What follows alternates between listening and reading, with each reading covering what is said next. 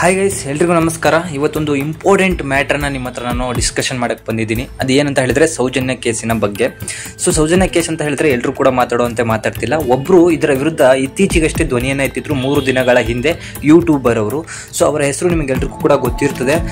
ಸಮೀರ್ ಅಂತ ಹೇಳಿ, ಸಮೀರ್ MD ಅಂತ ಹೇಳಿ, ಇವರು ದೂತ ಸಮೀರ್ MD ಅನ್ನೋ ಒಂದು ಯೂಟ್ಯೂಬ್ ಚಾನಲಲ್ಲಿ Dharmasthala horror 15 years still unsolved ಅಂತ ಒಂದು ವಿಡಿಯೋನ ಕೂಡ ಮಾಡಿರ್ತಾರೆ. ಅದು ಅದ್ಭುತವಾದ ರೆಸ್ಪಾನ್ಸನ್ನು ಕರ್ನಾಟಕದ ಜನತೆಯಿಂದ ಪಡ್ಕೊಳ್ಳುತ್ತೆ. ಕೇವಲ 2 ದಿನದಲ್ಲಿ ಅವರ ವಿಡಿಯೋ 1.5 million ವ್ಯೂಸನ್ನು ತಗೊಳುತ್ತೆ. ಅಷ್ಟೇ ಅಲ್ಲ, ಆ ವಿಡಿಯೋಗೆ ಸಿಕ್ಕಾಪಟ್ಟೆ ಜನ ಸಪೋರ್ಟನ್ನು ಮಾಡ್ತಾರೆ, ಮೇಮ್ಸ್ಗಳಲ್ಲಿ ಶೇರನ್ನು ಮಾಡ್ತಾರೆ, ಹಾಗೂ ನಿನ್ನ ಧೈರ್ಯಕ್ಕೆ ಮೆಚ್ಚಿದೆ ಕಣಯ್ಯ ಅಂತ ಹೇಳ್ತಾರೆ. ಯಾಕಂತ ಇದೆಲ್ಲ ಯಾಕೆ ಹೇಳಿದ್ರು ಅಂತ ಹೇಳಿ ನಿಮಗೆ ನಾನು ಇಲ್ಲಿ ಎಕ್ಸ್ಪ್ಲೇನ್ ಮಾಡ್ಕೋತಾ ಹೋಗ್ತೀನಿ. ಆದರೆ ಅದಕ್ಕೂ ಮೊದಲೇ ಎಲ್ರಿಗೂ ಕೂಡ ಒಂದು ಶಾಕ್ ಆಗುವಂಥ ವಿಚಾರ ಹೇಳ್ತೀನಿ. ಅಷ್ಟು ವೈರಲ್ ಆಗಿದಂತಹ ಒಂದು ವಿಡಿಯೋ ಕೇವಲ 2 ದಿನದಲ್ಲಿ ಡಿಲೀಟ್ ಆಗಿ ಹೋಗಿದೆ. ಹೌದು, ನಿನ್ನೆ ರಾತ್ರಿ ಸುಮಾರು 10 ಗಂಟೆ ಸುಮಾರಿಗೆ ಸಮೀರ್ MD ಅವರು ಒಂದು ಪೋಸ್ಟನ್ನು ಹಾಕಿರ್ತಾರೆ ತಮ್ಮ ಯೂಟ್ಯೂಬ್ ಚಾನಲಲ್ಲಿ.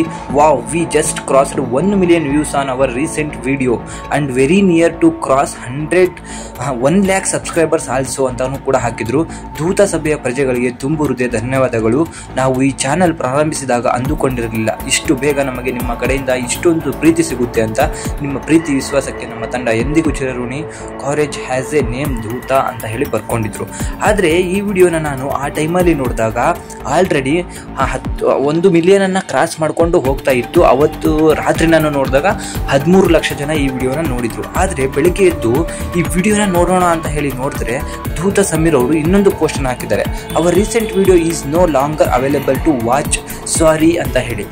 ಆ ವಿಡಿಯೋದಲ್ಲೇ ಸಮೀರ್ ಅವರು ಹೇಳಿದ್ರು, ಈ ವಿಡಿಯೋ ಯಾವಾಗ ಡಿಲೀಟ್ ಮಾಡಿಸ್ತಾರೋ ನನಗೆ ಗೊತ್ತಿಲ್ಲ, ಆದಷ್ಟು ಬೇಗ ಈ ವಿಡಿಯೋನ ಶೇರ್ ಮಾಡಿ, ಹಾಗೂ ನೀವು ಕೂಡ ಏನು ಸತ್ಯತೆ, ಯಾರು ಕೊಲೆಗಾರ ಅನ್ನೋದನ್ನು ತಿಳ್ಕೊಳ್ಳಿ ಅಂತಲೂ ಕೂಡ ಹೇಳಿದರು.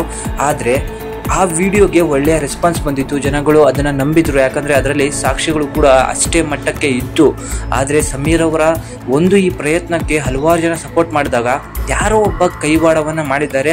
ಧರ್ಮಸ್ಥಳದ ಹೆಸರು ಬಂತು ಅಂತ ಹೇಳಿ, ಸೌಜನ್ಯ ಕೇಸಲ್ಲಿ ದೊಡ್ಡವರ ಹೆಸರು ಬಂತು ಅಂತ ಹೇಳಿ ಹಲವಾರು ವಿಡಿಯೋಗಳು ಡಿಲೀಟ್ ಆಗಿತ್ತು. ಆದರೆ ಆ ವಿಡಿಯೋಗಳಲ್ಲಿ ಆದಷ್ಟು ಸಾಕ್ಷಿಗಳು ಇರಲಿಲ್ಲ. ಆದರೆ ಸಮೀರ್ ಅವರ ವಿಡಿಯೋದಲ್ಲಿ ಸಾಕ್ಷಿಗಳು 100% ಇದ್ರೂ ಕೂಡ ಈ ವಿಡಿಯೋನ ಡಿಲೀಟ್ ಮಾಡಿಸಿದ್ದಾರೆ ಅಂತ ಹೇಳಿದರೆ ಎಂಥ ಸರ್ವಾಧಿಕಾರ ನಡೀತಿರ್ಬೋದು ನಮ್ಮ ಕರ್ನಾಟಕದಲ್ಲಿ, ನೀವೇ ಯೋಚನೆ ಮಾಡಿ.